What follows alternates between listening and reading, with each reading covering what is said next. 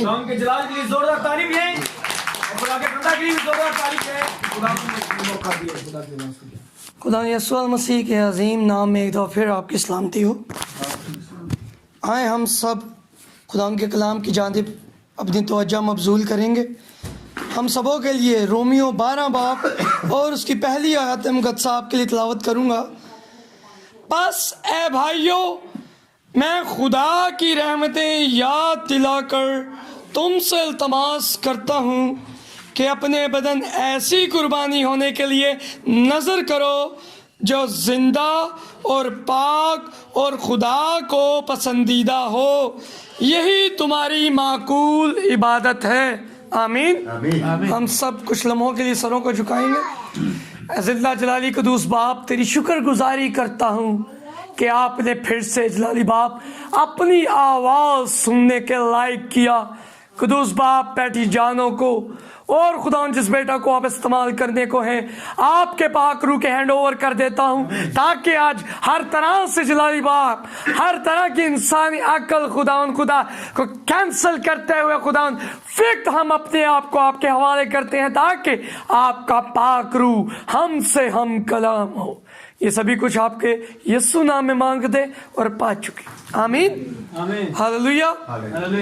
جی، تو وقت ہے کہ ہم خداوند کی آواز کو سنیں.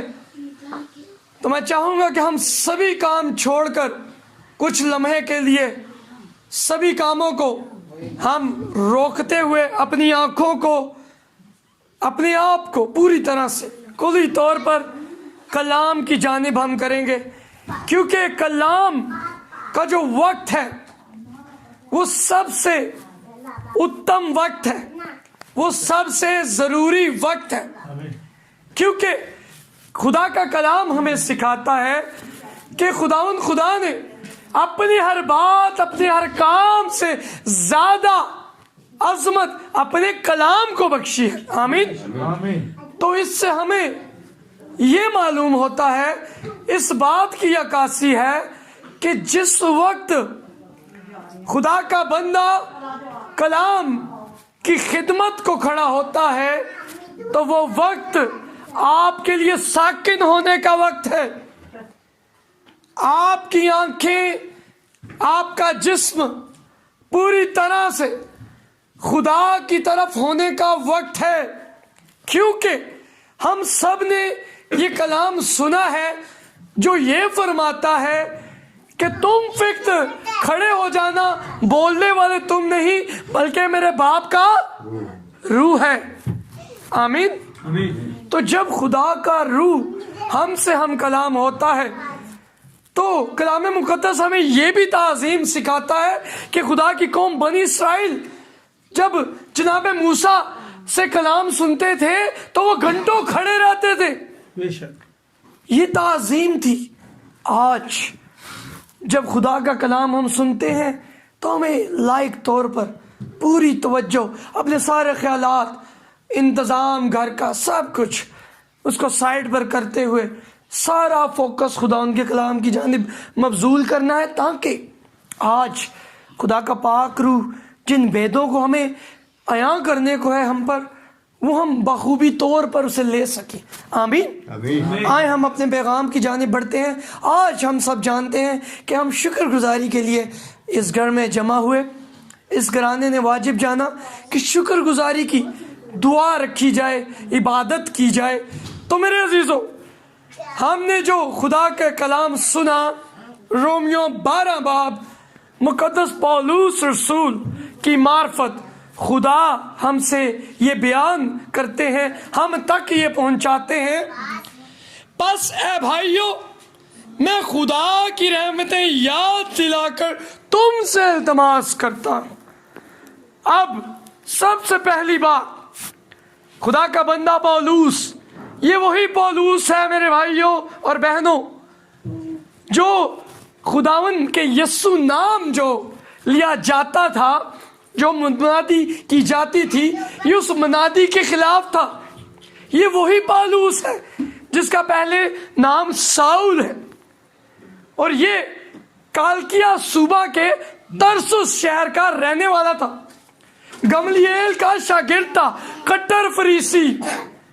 یہ وہی یہودی تھا جو یسوع کو نہیں مانتا تھا، اور یہ اب منادی کرتا ہے اور کہتا ہے اب میں زندہ نہ رہا بلکہ مسیح مجھ میں زندہ ہے۔ آمین۔ یہ وہی پولوس ہے، اس کی معرفت خدا نے ہم تک یہ بھید پہنچایا کہ آپ جب عبادت کرتے ہیں، شکر گزاری کرتے ہیں، تو خداون یہ ہم تک پہنچاتے ہیں، پس اے بھائیو، خدا کا بندہ نے بیان کیا، میں خدا کی رحمتیں یاد دلا کر، کبھی بھی خدا کے خادم آپ پر کمانڈ یا زور زبردستی نہیں دکھا سکتے، وہ التماس کرتے ہیں، اور التماس کس بات کی؟ کہ میں خدا کی رحمتیں یاد دلا کر تم سے التماس کرتا ہوں۔ اب یہ رحمتیں کیا ہیں؟ آئیے جھانکیے اپنی زندگی میں، آپ کا اچھا گھر، آپ کی نوکری، آپ کے بچے، یہ رحمتیں ہیں۔ آپ کی صحت سب سے بڑی رحمت ہے۔ اگر آپ بھلے چنگے خدا کے لیے دعا مانگتے اور خدا کی حضور میں جھکتے ہیں، خدا کے لیے اپنے آپ کو پیش کرتے ہیں، یہ رحمت ہے۔ آج سبھی لوگ جو ہیں دیکھنے کو، ان کے پاس وقت نہیں کہ وہ ہر روز دعا کر سکیں، وہ چرچ جا سکیں، وہ کلام سیکھ سکیں، لیکن یہ رحمت ہے اس بیٹا بیٹی پر، جیسے یہاں بچوں نے اظہار کیا اپنی اس محبت کا خدا کے ساتھ، کیونکہ ان کے والدین نے ان کے ساتھ یہ سبق دہرایا، ان کو یہ سیکھ دی، خداوند کی محبت کے بارے میں بتایا، تو یہ محبت بھی خداوند کی رحمت ہے۔ آمین۔ دیکھیے رحمتیں اپنی زندگی میں، ان تمام رحمتوں کو یاد دلاتے ہوئے پولوس رسول فرماتے ہیں، پس اے بھائیو، میں خدا کی رحمتیں یاد دلا کر تم سے التماس کرتا ہوں۔ اب ہم آگے دیکھتے ہیں کہ یہ التماس کیا ہے۔ التماس کرتا ہے کہ اپنے بدن ایسی قربانی ہونے کے لیے نظر کرو۔ اب اپنے بدن نظر کرنی ہے ایسی قربانی کے لیے۔ اب ہمارے بچوں نے بھی قربانی کے بارے میں سن رکھا ہے، اب یہ کلام بچوں کے لیے بھی ہے۔ ہمارے جو غیر قوم ہیں وہ بکروں کے، بچڑوں کے قربانی چڑھاتے ہیں، لیکن ہم نہیں چڑھاتے، کیونکہ ہم مسیح ہیں، اور ہمارے لیے کس نے قربانی دی؟ آمین۔ بچوں کے لیے تالیاں بجائیں۔ جی یہ بات ہے۔ تو جب ہمارے لیے مسیحا نے قربانی دی، تو اب آج بھی میں آپ کو بتانا چاہتا ہوں بچوں کہ ہم بھی قربانی دیتے ہیں۔ وہ کون سی قربانی ہے؟ لکھا ہے اپنے بدن ایسی قربانی ہونے کے لیے نظر کرو۔ انہیں گلا کٹنا نہیں ہے، اپنے جسم نو نقصان پہنچانا نہیں ہے۔ میرے عزیزو، یہ قربانی کیا ہے، اس پر ہم نے غور کرنا ہے۔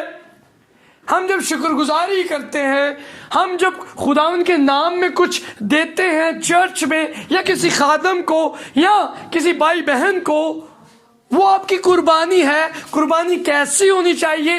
یہاں پر لکھا ہے اپنے بدن ایسی قربانی ہونے کے لیے نظر کرو۔ اب اس قربانی کا پس منظر تھوڑا سا میں آپ کے ساتھ شیئر کرنا چاہوں گا۔ جب اسرائیل ہیکل میں بکرے کو، بچڑے کو لے کر جاتے تھے قربانی کے لیے، قربانی کو پہلے دھویا جاتا تھا، بکرا بچڑا دیکھا جاتا تھا برا کہ اس پہ کوئی نشان تو نہیں، کوئی جویلری تو نہیں، خدا کے حضور پیش کرنا ہے بھائی، کوئی مسئلہ نہیں ہونا چاہیے، کوئی بھی پرابلم نہیں ہونی چاہیے، کوئی بھی نقص نہیں ہونا چاہیے۔ اب اسرائیل کے لیے ان بکروں بچڑوں کی قربانی تھی۔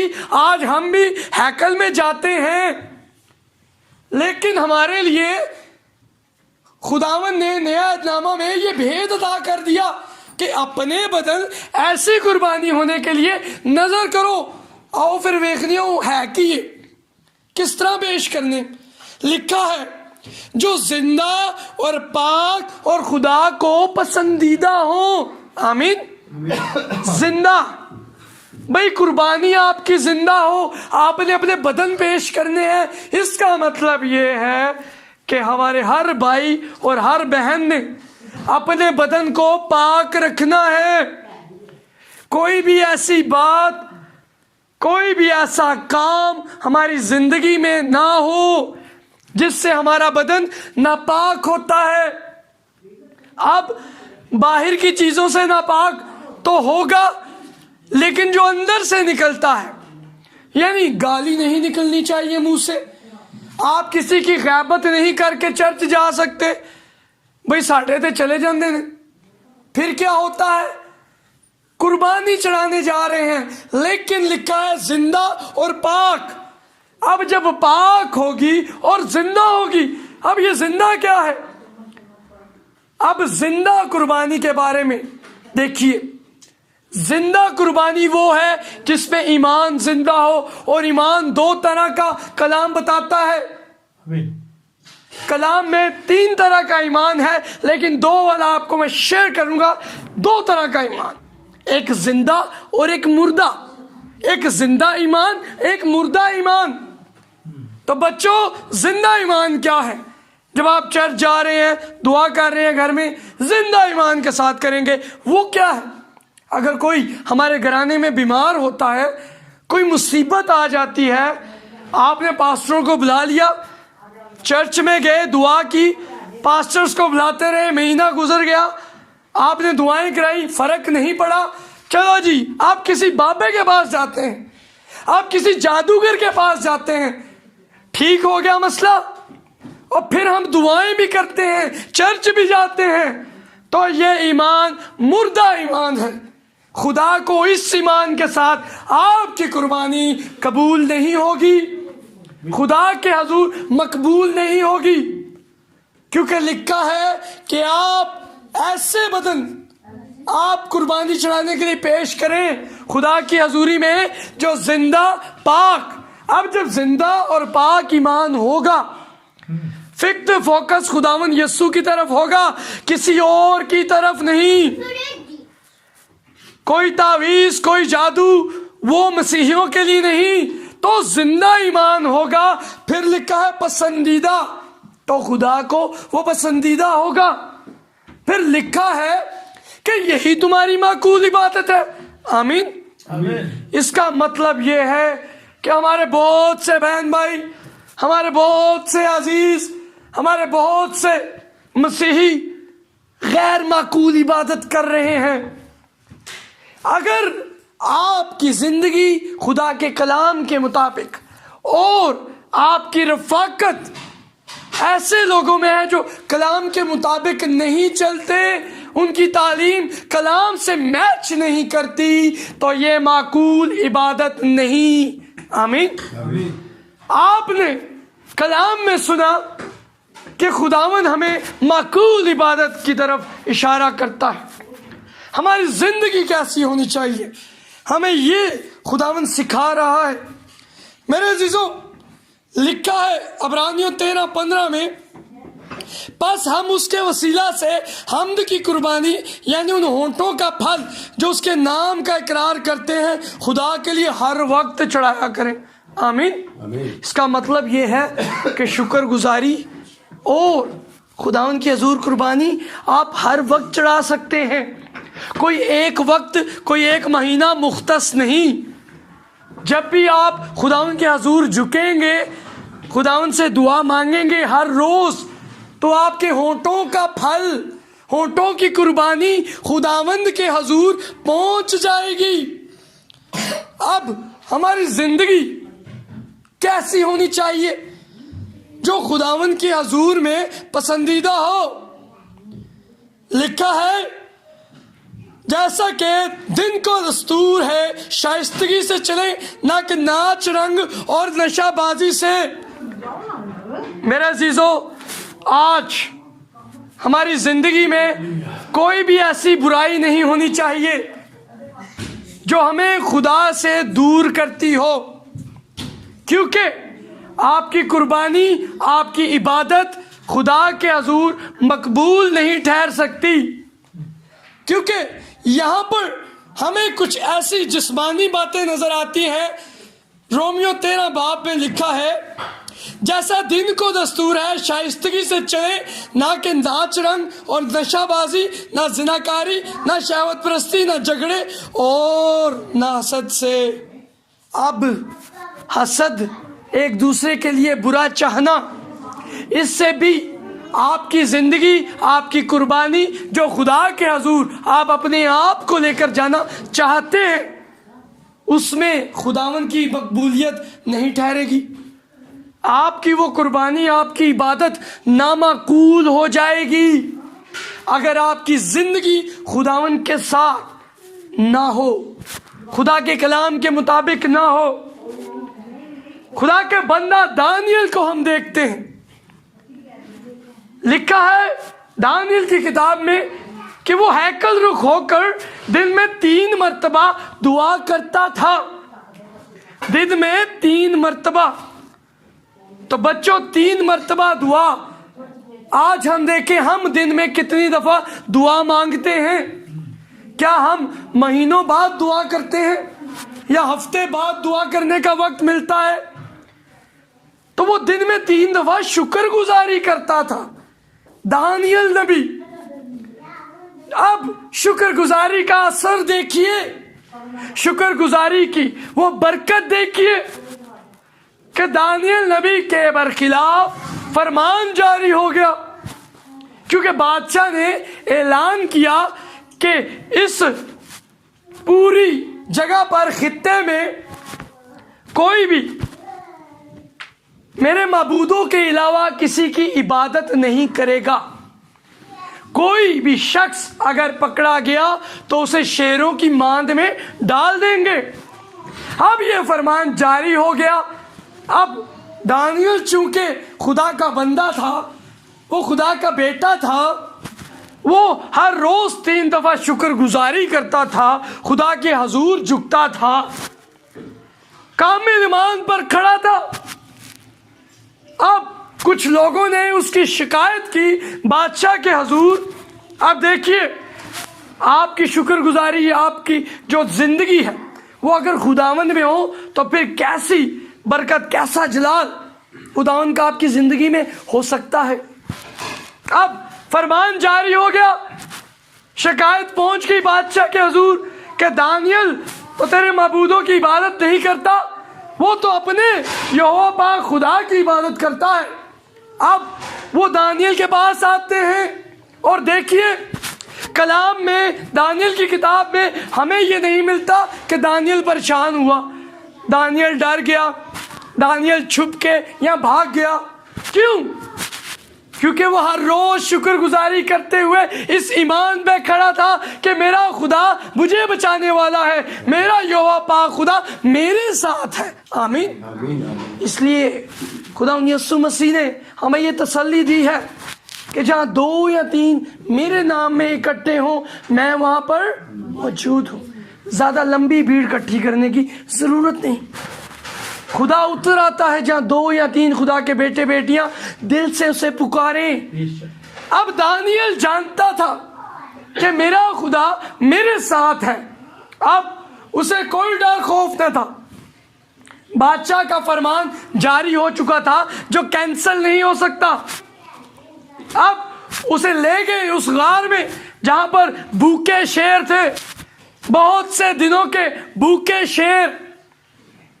دیکھیے اس شخص کو جو ہر روز خدا کے حضور جھکتا تھا، جس کی زندگی میں زندہ ایمان، پاک ایمان، خدا کے پسندیدہ ایمان تھا۔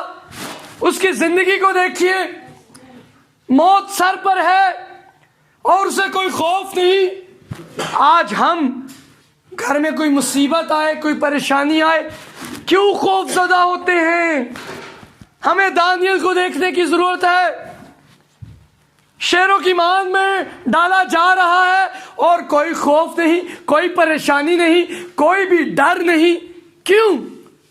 کیونکہ وہ خدا کے ساتھ مخلص چل رہا تھا۔ اس کا ایمان تھا کہ مجھے میرا زندہ خدا بچا سکتا ہے، اور اسے شیر و کیمان میں ڈالا گیا، اور دیکھیے اس کی شکر گزاری رنگ لائی، اس کی زندگی جو خدا میں معقول تھی وہ رنگ لائی، اور خدا کا فضل ہوا اور شیروں کے منہ بند ہو گئے اور کوئی بھی دانیل کو نقصان نہ پہنچا سکا۔ ہاللیلویہ، خدا کے جلال کے تائیں ہم جا سکتے ہیں۔ یہ ہے میرے عزیزو زندگی کہ پاک خدا کو پسندیدہ ہے۔ جب ایسی زندگی ہوگی دانیل کی طرح تو ہمارے گھرانے میں، ہماری زندگی میں، ہمارے ارد گرد کچھ بھی ہوتا رہے۔ آج اس وقت میں آپ سنتے ہیں کہ دنیا میں بہت سی ہلچل ہے۔ اب یہ بات غور کرنے والی ہے، کیونکہ ہم آج کل سنتے ہیں کہ بہت سی ہلچل، اتھل پتھل اور بہت سے مسائل جنم لے رہے ہیں، لیکن میرے عزیزو آپ کو دانیل کو دیکھنے کی ضرورت ہے، آپ کو کلام کو دیکھنے کی ضرورت ہے۔ آپ کے ارد گرد جتنا مرضی مسائل ہوں، جتنی مرضی مشکلات ہوں، یہ وہی شیر ہے، وہ بھوکے شیر جو آپ کے ارد گرد ہیں، لیکن آپ کی رفاقت خدا کے ساتھ ہے، آپ کا بدن پاک ہے، آپ کی زندگی پاک ہے، اور آپ خداوند کے پسندیدہ بیٹے اور بیٹیاں ہیں، تو پھر آپ کو پتا ہونا چاہیے، ایمان ہونا چاہیے کہ آج بھی ہمارا زندہ خدا ان بھوکے شیروں کے منہ بند کر سکتا ہے۔ ہاللیلویہ، آمین۔ تو میرے عزیزو ہماری زندگی کیسی ہونی چاہیے کہ وہ خدا کو پسندیدہ ہو۔ اب غلطیوں 5:21 میں لکھا ہے، بعض نشہ بازی، ناچ رنگ اور ان کی مانند، ان کی بابت تمہیں پہلے سے کہہ دیتا ہوں، جیسا کہ بیشتر جدا چکا ہوں کہ ایسے کام کرنے والے خدا کی بادشاہی کے وارث نہ ہوں گے۔ آمین۔ اب خدا کو پسندیدہ زندگی، آپ کا بدن جو قربانی کے لیے پیش کیا جاتا ہے خدا کی حضوری میں، وہ پاک اور پسندیدہ کیسے ہوگا؟ زندگی میں کوئی نشہ، کچھ بھی چھوٹے سے چھوٹا نشہ بھی آپ کی زندگی میں نہ ہو۔ ناچ رنگ، آج ہمارے عزیز کسی کی شادی ہو جائے، تبھی شادی ہے بھائی جی، ان ڈانس تے بڑھ دے، لیکن خدا کا کلام تو کچھ اور ہی بتاتا ہے۔ خدا کا کلام تو سکھاتا ہے کہ نشہ باز اور ناچ رنگ کرنے والے خدا کی بادشاہی کے وارث ہی نہیں، تو یہ قربانیاں کس بات کی، یہ شکر گزاریاں کس لیے؟ چرچ جانا، خدام کو بلانا، دہیکیاں دینا، شکر گزاریاں کرنا کس بات کے لیے؟ بھائی یہ اس زندگی کے لیے نہیں ہے، گو کہ یہ برکت لینے کے لیے ہے، لیکن ہم ہمیشہ کی زندگی کے وارث ہونے کے لیے خود کو تیار کرتے ہیں۔ تو اگر ہماری زندگی میں حسد، بغض، اب کسی کی غیبت اگر آپ کرتے ہیں اور پھر آپ چرچ چلے گئے اور پھر آپ عبادت گھر میں کر رہے ہیں اور کسی کی غیبت کر دی، تو میرے عزیزو آپ نے سن لیا رومیو 12 باب، آپ کی عبادت، آپ کی دعا، آپ کی شکر گزاری، آپ کے ہدیے نذرانے معقول نہیں ہو سکتے۔ یہ معقول تب ہوں گے جب ہماری زندگی خداوند میں اچھی ہوگی۔ اب یہ شکر گزاری، اس میں خدا کا بندہ داؤد فرماتا ہے، زبور 50 اس کی 23ویں آیت مقدسہ، جو شکر گزاری کی قربانی گزرانتا ہے، فوکس کریں گے، جو شکر گزاری کی قربانی گزرانتا ہے وہ میری تمجید کرتا ہے۔ آمین۔ آپ جب شکر گزاری کی قربانی دے رہے ہیں، آج یہ عبادت کر رہے ہیں، تو اس کا مطلب یہ ہے کہ آپ کی زندگی میں خدا کی تمجید ہو رہی ہے۔ اور اس کا اگلا حصہ ہے، اور جو اپنا چال چلن درست رکھتا ہے، پھر وہی بات، چال چلن درست۔ بھائی کوئی بیاہ بھی ہو گیا، ٹولکی تو چلے گئے، بھائی خوشی تو کرنی پڑے گی، نہیں، خدا کا کلام سکھاتا ہے کہ آپ نے اپنے اس بدن کو ان جسمانی کاموں سے دور رکھنا ہے اگر آپ چاہتے ہیں کہ آپ کی شکر گزاریاں، آپ کی دعائیں، آپ کے گھرانے خداوند میں محفوظ رہتے ہوئے اس ہمیشہ کی زندگی میں جائیں، تو آپ کو ان باتوں سے الگ رہنا ہوگا، کیونکہ زبور میں خدا کے بندہ کے وسیلہ سے بھی خدا نے ہم پر یہ کھول دیا، اور جو اپنا چال چلن درست رکھتا ہے اس کو میں خدا کی نجات دکھاؤں گا۔ آمین۔ اب خدا کی نجات جو بیٹا بیٹی دیکھنا چاہتے ہیں وہ اپنی زندگی کو یوں ہی پاک رکھیں گے، وہ اپنی زندگی کو خدا کے پسندیدہ ہونے کی تگ و دو میں لگے رہیں گے، وہ سیکھتے رہیں گے کلام کہ ہم کیسے اپنے آپ کو درست کریں، ہم کیسے، ہماری رفاقت جس جگہ پر ہے، جس چرچ میں ہے، کیا وہاں پر کلام کے مطابق تعلیم دی جا رہی ہے؟ کیا باپ بیٹا اور القدس کا بپتسمہ کلام میں ہے؟ کیا کلام میں رسولوں نے یسوع نام کا بپتسمہ دیا؟ وہ اس بات کی تلاش میں رہیں گے، وہ تگ و دو میں رہیں گے کہ ہم نے کلام کو پورا کرنا ہے، ہم نے خداوند میں دوبارہ پیدا ہونا ہے، تاکہ ہماری ہر عبادت، ہر دعا، ہر شکر گزاری، ہر نذرانہ، ہر ہدیہ خداوند میں مقبول ٹھہرے۔ اب اکثر دیکھا جاتا ہے کہ لوگ کہتے ہیں، فوکس کریں گے، لوگ کہتے ہیں، ہمارے بہن بھائی یہ سننے میں آتا ہے کہ بھائی لوگ، پاسٹر لوگ، جہاں شکر گزاری بھی ہو، جہاں کوئی بھی بات ہو، وہاں دوبارہ پیدا ہونے کے ذکر چھیڑ دیتے ہیں، بپتسمے کی طرف ان کو دھکیل دیتے ہیں۔ بھائی ہم نہیں دھکیلتے، خدا کا کلام آپ کو یہ بتاتا ہے، کیونکہ جب آپ کسی ڈاکٹر کے پاس جاتے ہیں، بھائی بلال، جب آپ کسی ڈاکٹر کے پاس جاتے ہیں، جی میرا پیٹ درد ہے، میرا سر درد ہے، اس نے اس کا ایکسرا کیا، بھائی کا پوری طرح سے ٹیسٹ لے گا، اب وہ دیکھے گا کہ کیا کیا بیماری ہے، کیا یہ واجب ہے کہ وہ فقط سر درد کی گولی دے اور چلتا کرے؟ کیا یہ واجب ہے؟ اسی طرح میرے عزیزو، جب خدا کے خدام جو کلام کی حقیقی تعلیم کو دینے کے لیے تگ و دو میں رہتے ہیں، جن کی کوشش ہے کہ وہ خداوند کے ان بیٹے بیٹیوں کی زندگی میں پورا کلام پیش کریں، پورا بید ان تک پہنچائیں کہ شکر گزاریاں، یہ تمام عبادتیں ہماری زندگی کیسے مقبول ٹھہرے گی، تو پورا کلیہ دینا ہے، فقط سر درد کی گولی دے کر چلتا نہیں کرنا، پوری زندگی کا فارمولہ دینا ہے، تاکہ ہم اس پوری زندگی میں خدا کے کلام کو پوری طرح سے شکر گزاری کریں۔ تو خدا کے کلام کو جب ہم پورا کرتے ہیں تو حقیقی طور پر شکر گزاری کا آغاز ہو جاتا ہے۔ تو میرے عزیزوں، آج ہم نے اس بات کی طرف دھیان کیا کہ ہماری زندگی، ہمارا بدن، ہمارے بچے، ہمارا گھرانے، یہ خدا کے حضور ہر روز، میرا ایمان ہے آپ ہر روز دعا کرتے ہوں گے، لیکن آج ہم نے اس بات میں ایک قدم اور آگے ہم نے اس مکاشفہ کو حاصل کیا کہ ہم نے اپنے عزیزوں کو بھی اس بات کا سکھانا ہے کہ خدا کے حضور جب ہم جاتے ہیں، جب ہم زندگی میں ہر روز دعا کرتے ہیں، تو ہماری دعائیں، ہماری زندگی کیسی ہونی چاہیے جو مقبول خدا کے حضور ٹھہرے۔ اگر خدا کے حضور مقبولیت نہ ہوگی، ہماری عبادتیں معقول کلام کے مطابق نہ ہوں گی، تو ہماری تمام شکر گزاریاں رائے گاں چلی جائیں گی، ہماری تمام محنت رائے گاں چلی جائے گی۔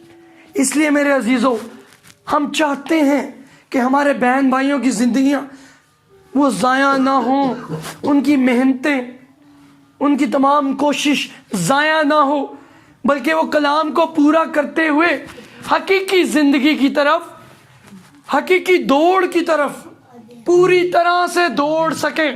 آمین۔ سو خداوند آج کے کلام کے وسیلہ سے ہم سبوں کو برکت دے۔ آمین۔